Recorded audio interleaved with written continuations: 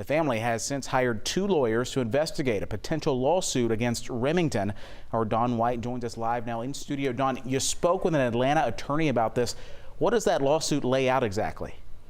Well, Joe, one of the family's lawyers says the AR-15 style weapon allegedly used in this massacre is designed for military and war, and he believes Remington should have taken more steps to make sure it didn't end up in the wrong hands. The attorney I spoke to today believes the family may have a case, but it'll likely be difficult to prove. Funerals began this week for the 10 victims killed in a grocery store massacre in Buffalo a week ago. Hayward Patterson is one of the people shot and killed in what police call a racially motivated attack. He lived by God. He lived as a husband and a provider for 2.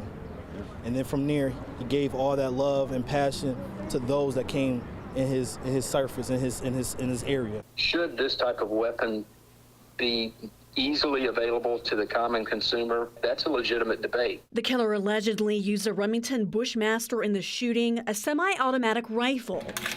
The family of victim Andre McNeil has hired a lawyer and may pursue a lawsuit against the gun manufacturer. Being someone who is in favor of allowing the public to have guns, I also believe that, guns that can shoot hundreds of rounds in a matter of seconds serve no real legitimate purpose to the general public. Atlanta civil trial lawyer Jeff Shiver says the possible lawsuit would be challenging, but it could lead to a huge financial settlement. It's likely that there will be some form of foreseeable misuse by the user, that it was known or should have been known by the manufacturer that these weapons were commonly used and readily available to people who would do things like this. Shiver says lawyers would also need to prove Remington didn't do enough to prevent this weapon from entering the market and into the hands of the shooter. It very well could be that this particular lawsuit is in part to recover damages, but in part to make a statement.